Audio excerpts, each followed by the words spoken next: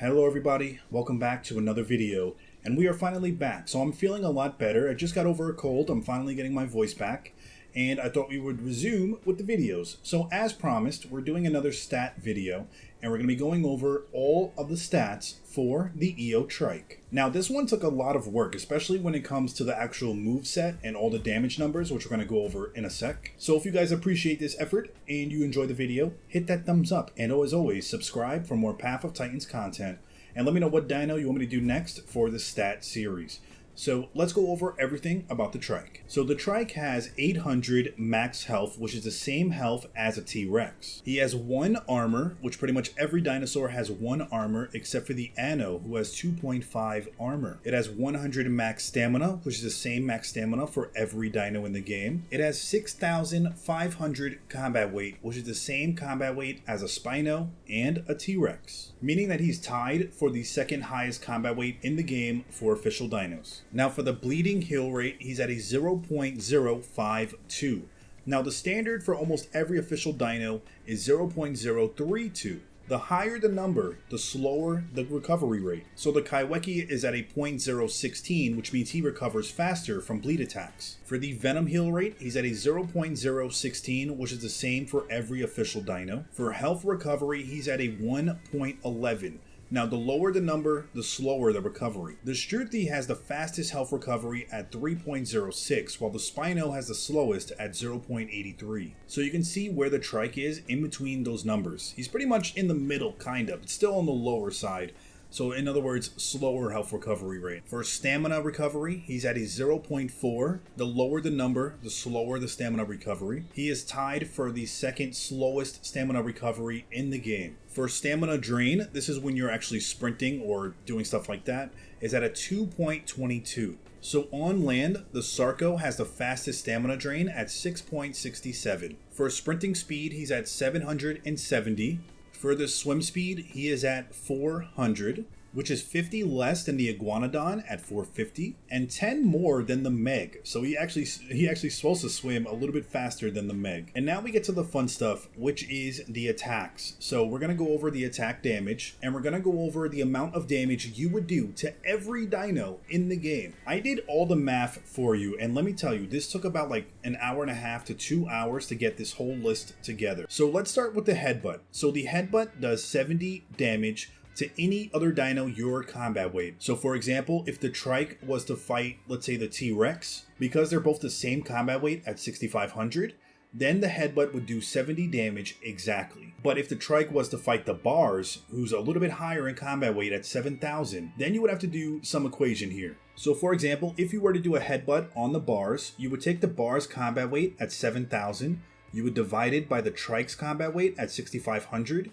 and you would get a 1.07. Then you would take the 70 damage from the headbutt and divide it by the 1.07, and you would get 65 damage per hit. So you can see you do 5 less damage on the Bars because of the little combat weight. And if you were to factor in the sharpened horns, which is a 1.3 times extra damage, you would take that 65 damage you would do to the Bars, times it by 1.3, and you would do 84 damage if you have sharpened horns activated. So now you guys can see the hard work. So here is the list. So you can see on the left side is the damage you would do with the regular headbutt without the sharpened horns.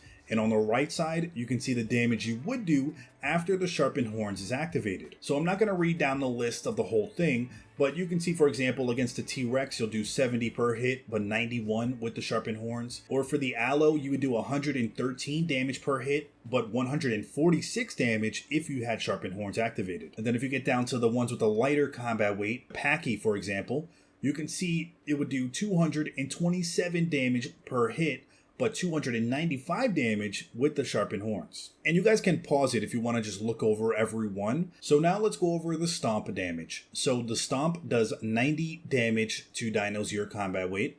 And here's the list. So the Bars, you can see it still does 84 damage to the Bars. So it's only minus the 6 damage. And then you can see when it gets to like the Amargasaurus or the Lambio, then it starts to do a little bit more. 125, 129.